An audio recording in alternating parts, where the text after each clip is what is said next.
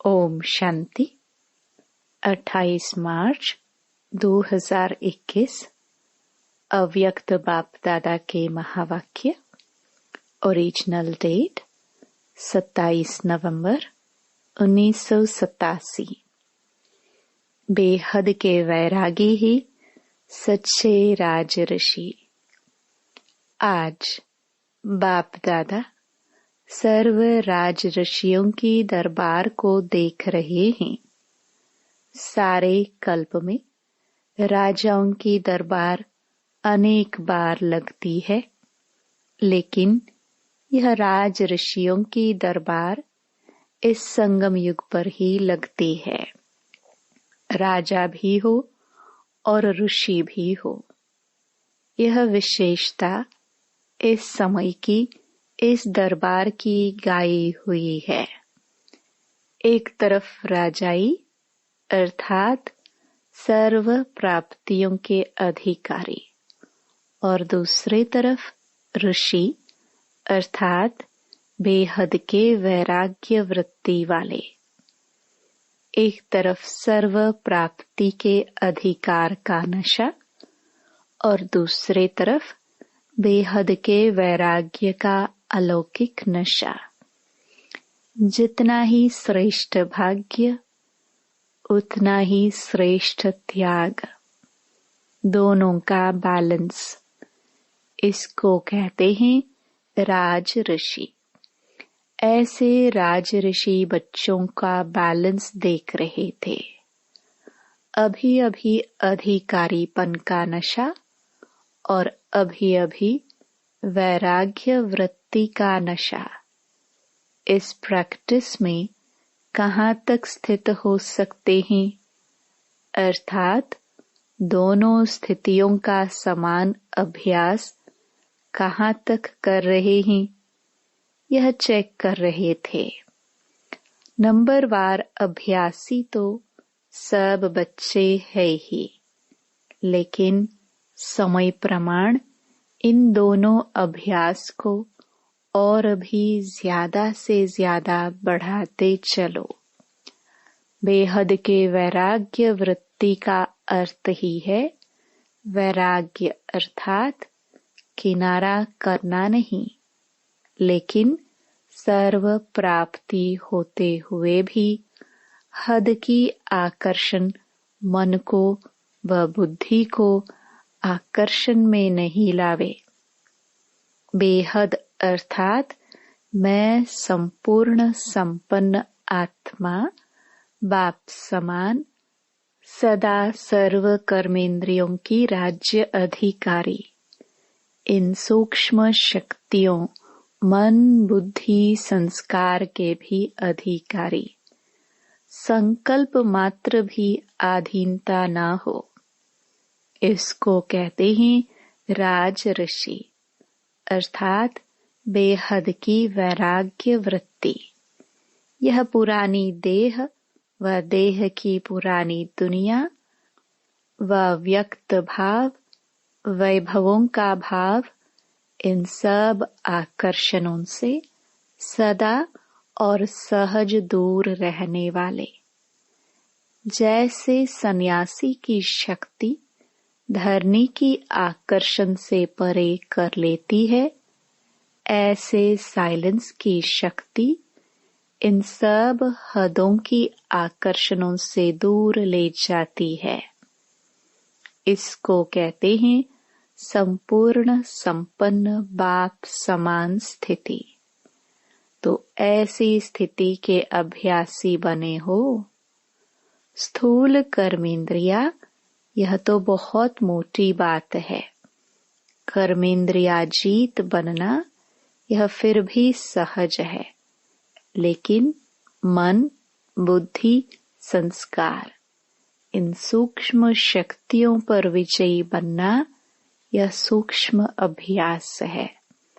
जिस समय जो संकल्प जो संस्कार इमर्ज करने चाहे, वही संकल्प वही संस्कार सहज अपना सके, इसको कहते हैं सूक्ष्म शक्तियों पर विजयी अर्थात राज ऋषि स्थिति। जैसे स्थूल कर्मेंद्रियों को ऑर्डर करते हो कि यह करो, यह न करो, हाथ नीचे करो, ऊपर करो, तो ऊपर हो जाता है ना। ऐसे संकल्प और संस्कार और निर्णय शक्ति, बुद्धि ऐसे ही ऑर्डर पर चले। आत्मा अर्थात राजा मन को अर्थात संकल्प शक्ति को ऑर्डर करे कि अभी अभी एकाग्रचित हो जाओ, एक संकल्प में स्थित हो जाओ। तो राजा का ऑर्डर उसी घड़ी उसी प्रकार से मानना, यह है राज अधिकारी की निशानी। ऐसे नहीं कि 3-4 मिनट के अभ्यास बाद मन माने व एकाग्रता के बजाय हलचल के बाद एकाग्र बने। इसको क्या कहेंगे? अधिकारी कहेंगे। तो ऐसे चेकिंग करो, क्योंकि पहले से ही सुनाया है कि अंतिम समय की अंतिम रिजल्ट का समय 1 सेकंड का क्वेश्चन एक ही होगा। इन सूक्ष्म शक्तियों के अधिकारी बनने का अभ्यास अगर नहीं होगा, अर्थात आपका मन आप राजा का ऑर्डर 1 घड़ी के बजाय 3 घड़ियों में मानता है, तो राज्य अधिकारी कहलाएंगे। वह 1 सेकंड के अंतिम पेपर में पास होंगे। कितने मार्क्स मिलेंगे? ऐसे ही बुद्धि अर्थात निर्णय शक्ति पर भी अधिकार हो, अर्थात जिस समय जो परिस्थिति है उसी प्रमाण उसी घड़ी निर्णय करना, इसको कहेंगे बुद्धि पर अधिकार। ऐसे नहीं कि परिस्थिति व समय बीत जाए, फिर निर्णय हो कि यह नहीं होना चाहिए था। अगर यह निर्णय करते तो बहुत अच्छा होता। तो समय पर और यथार्थ निर्णय होना, यह निशानी है राज्य अधिकारी आत्मा की। तो चेक करो कि सारे दिन में राज्य अधिकारी अर्थात इन सूक्ष्म शक्तियों को भी ऑर्डर में चलाने वाले कहाँ तक रहे। रोज अपने कर्मचारियों की दरबार लगाओ, चेक करो कि स्थूल कर्मेंद्रिया व सूक्ष्म शक्तियाँ, ये कर्मचारी कंट्रोल में रहे व नहीं रहे।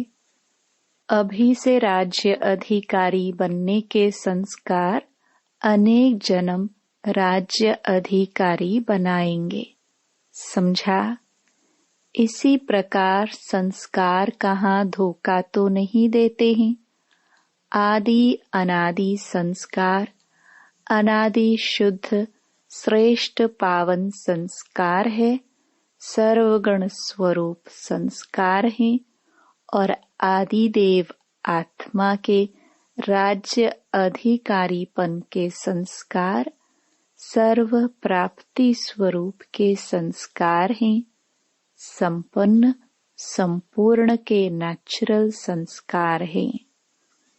तो संस्कार शक्ति के ऊपर राज्य अधिकारी अर्थात सदा अनादि आदि संस्कार इमर्ज हो, नेचुरल संस्कार हो, मध्य अर्थात द्वापर से प्रवेश होने वाले संस्कार अपने तरफ आकर्षित नहीं करे।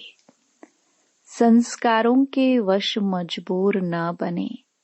जैसे कहते हो ना कि मेरे पुराने संस्कार हैं, वास्तव में अनादि और आदि संस्कार ही पुराने हैं। यह तो मध्य द्वापर से आए हुए संस्कार हैं। तो पुराने संस्कार आदि के हुए या मध्य के हुए। कोई भी हद के आकर्षण के संस्कार अगर आकर्षित करते हैं तो संस्कारों पर राज्य अधिकारी कहेंगे। राज्य के अंदर एक शक्ति व एक कर्मचारी कर्मेंद्रिय भी अगर ऑर्डर पर नहीं है तो उसको संपूर्ण राज्य अधिकारी कहेंगे। आप सब जब बच्चे चैलेंज करते हो कि हम एक राज्य, एक धर्म, एक मत स्थापन करने वाले हैं, यह चैलेंज सभी ब्रह्मा कुमार और ब्रह्मा कुमारियां करते हो ना, तो वह कब स्थापन होगा? भविष्य में स्थापन होगा। स्थापना के निमित्त कौन है? ब्रह्मा है या विष्णु है? ब्रह्मा द्वारा स्थापना होती है ना। जहाँ ब्रह्मा है तो ब्राह्मण भी साथ है ही। ब्रह्मा द्वारा अर्थात ब्राह्मणों द्वारा स्थापना वह कब होगी? संगम पर व सतयुग में। वहाँ तो पालना होगी ना।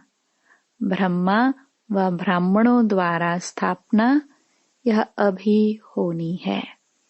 तो पहले स्व के राज्य में देखो कि एक राज्य, एक धर्म, धारणा, एक मत है। अगर एक कर्मेंद्रिय भी माया की दूसरी मत पर है तो एक राज्य, एक मत नहीं कहेंगे। तो पहले यह चेक करो कि एक राज्य, एक धर्म स्व के राज्य में स्थापन किया है, वह कभी माया तख्त पर बैठ जाती, कभी आप बैठ जाते हो। चैलेंज को प्रैक्टिकल में लाया है व नहीं, यह चेक करो। आप चाहो अनादि संस्कार और इमर्ज हो जाए मध्य के संस्कार, तो यह अधिकारीपन नहीं हुआ ना। तो राज ऋषि अर्थात सर्व के राज्य अधिकारी। राज्य अधिकारी सदा और सहज तब होंगे जब ऋषि अर्थात बेहद के वैराग्य वृत्ति के अभ्यासी होंगे। वैराग्य अर्थात लगाव नहीं, सदा बाप के प्यारे। यह प्यारापन ही न्यारा बनाता है। बाप का प्यारापन, न्यारापन, कार्य में आना, इसको कहते हैं बेहद का वैरागी। बाप का प्यार नहीं तो न्यारा भी नहीं बन सकते। लगाव में आ जाएंगे। बाप का प्यारा और किसी व्यक्ति व वैभव का प्यारा हो नहीं सकता। वह सदा आकर्षण से परे अर्थात न्यारे होंगे। इसको कहते हैं निर्लेप स्थिति। कोई भी हद की आकर्षण की लेप में आने वाले नहीं। रचना व साधनों को निर्लेप होकर कार्य में लावे। ऐसे बेहद के वैरागी सच्चे राजऋषि बने हो। ऐसे नहीं सोचना कि सिर्फ एक व दो कमजोरी रह गई है। सिर्फ एक सूक्ष्म शक्ति व कर्मेंद्रिया कंट्रोल में कम है, बाकी सब ठीक है। लेकिन जहाँ एक भी कमजोरी है तो वह माया का गेट है। चाहे छोटा चाहे बड़ा गेट हो, लेकिन गेट तो है ना। अगर गेट खुला रह गया तो माया जीत जगत जीत कैसे बन सकेंगी। एक तरफ एक राज्य, एक धर्म की सुनहरी दुनिया का आह्वान कर रहे हो और साथ साथ फिर कमजोरी अर्थात माया का भी आह्वान कर रहे हो, तो रिजल्ट क्या होगी? दुविधा में रह जाएंगे। इसलिए यह छोटी बात नहीं समझो। समय पड़ा है, कर लेंगे। औरों में भी तो बहुत कुछ है, मेरे में तो सिर्फ एक ही बात है। दूसरों को देखते देखते स्वयं न रह जाओ। सी ब्रह्मा फादर कहा हुआ है, फॉलो फादर कहा हुआ है। सर्व के सहयोगी स्नेही जरूर बनो, गुण ग्राहक जरूर बनो, लेकिन फॉलो फादर। ब्रह्मा बाप की लास्ट स्टेज राज ऋषि की देखी। इतना बच्चों का प्यार होते भी, सामने देखते हुए भी न्यारापन ही देखा ना। बेहद का वैराग्य, यही स्थिति प्रैक्टिकल में देखी। कर्म भोग होते भी कर्मेंद्रियों पर अधिकारी बन अर्थात राज ऋषि बन संपूर्ण स्थिति का अनुभव कराया। इसलिए कहते हैं फॉलो फादर। तो अपने राज्य अधिकारियों, राज्य कारोबारियों को सदा देखना है। कोई भी राज्य कारोबारी कहाँ धोखा न दे, समझा?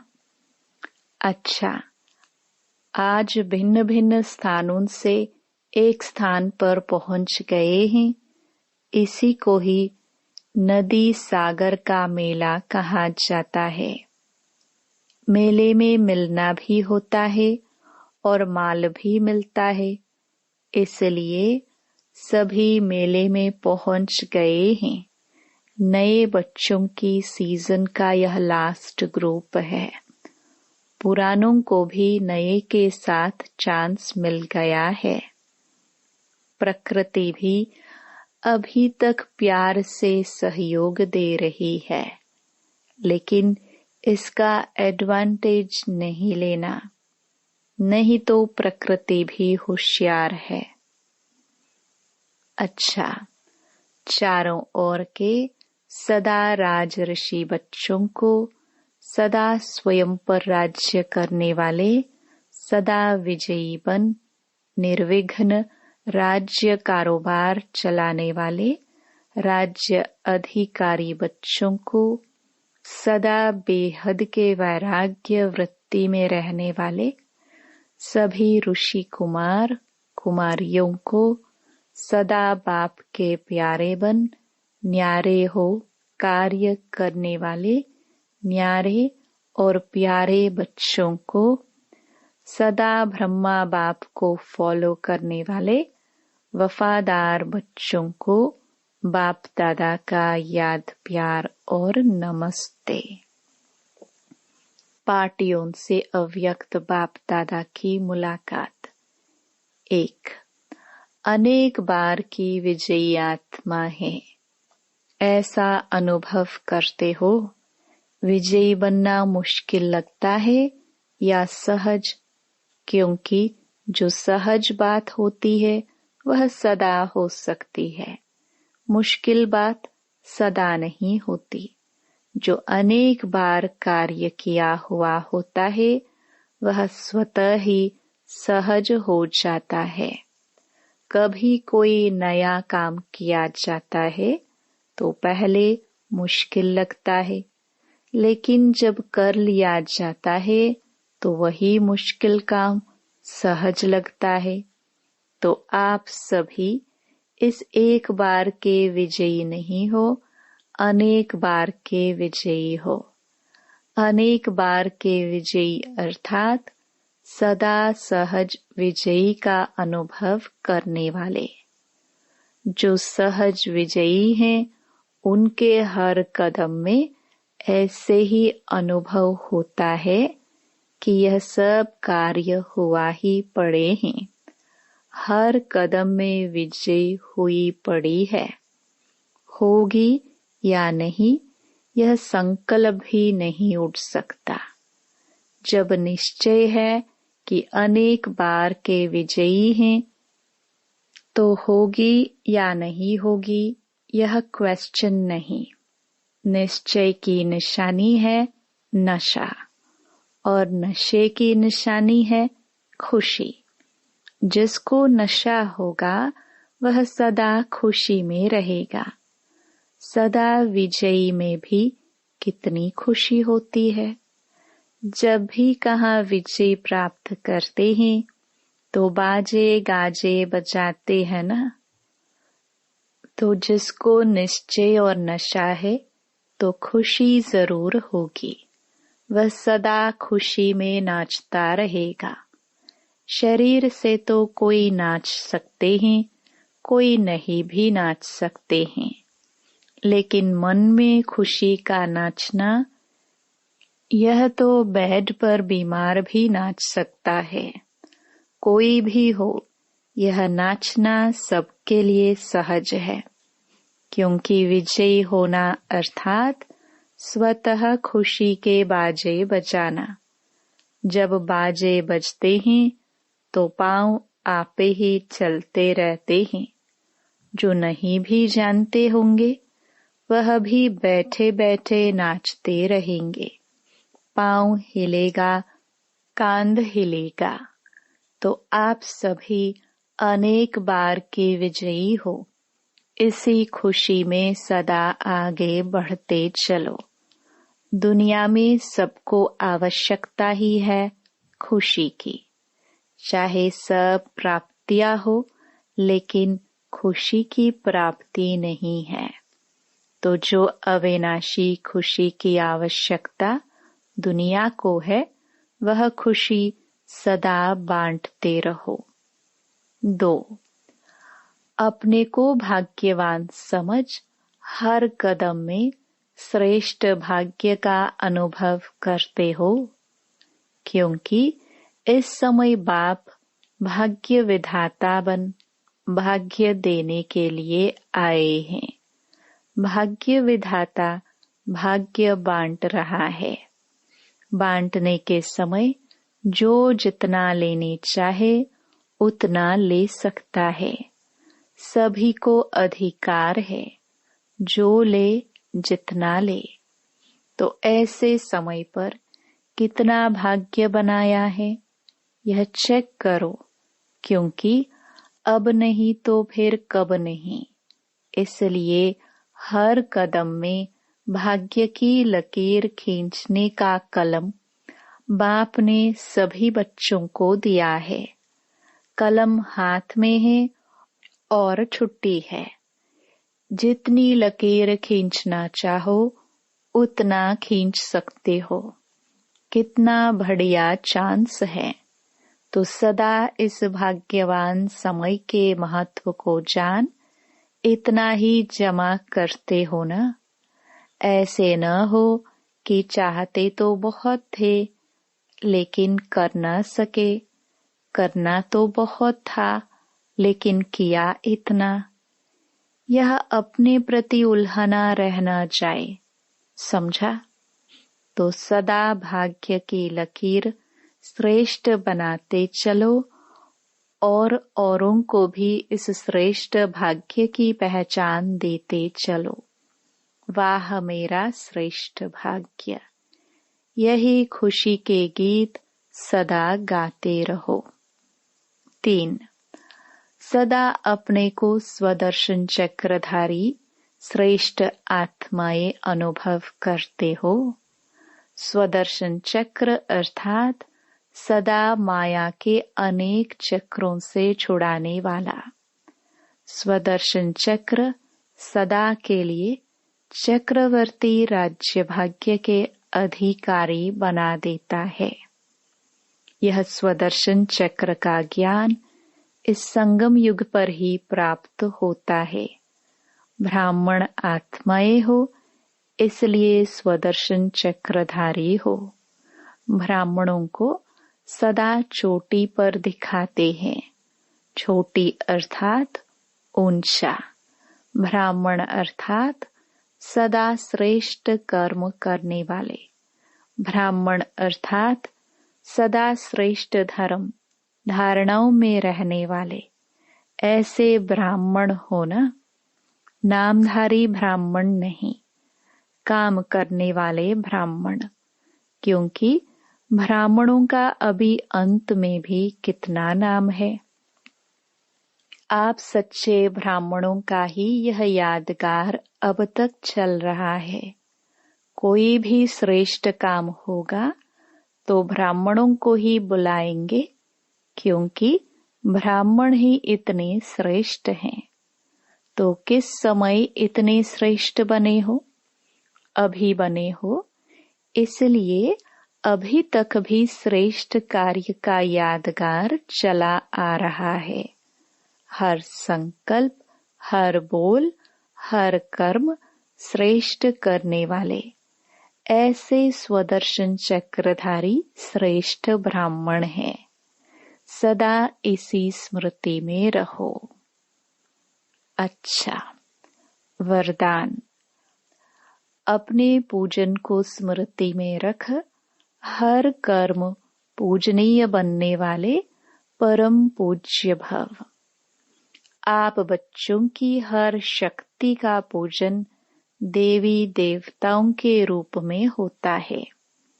सूर्य देवता, वायु देवता, पृथ्वी देवी, ऐसी ही निर्भयता की शक्ति का पूजन काली देवी के रूप में है। सामना करने की शक्ति का पूजन दुर्गा के रूप में है। संतुष्ट रहने और करने की शक्ति का पूजन संतोषी माता के रूप में है। वायु समान हल्के बनने की शक्ति का पूजन पवन पुत्र के रूप में है। तो अपने इस पूजन को स्मृति में रख हर कर्म पूजनीय बनाओ, तब परम पूज्य बनेंगे। स्लोगन। जीवन में संतुष्टता और सरलता का संतुलन रखना ही सबसे बड़ी विशेषता है। Om Shanti. To watch Peace of Mind channel videos on YouTube, subscribe us on youtube.com/tvpeaceofmind. Just a click for a peaceful life.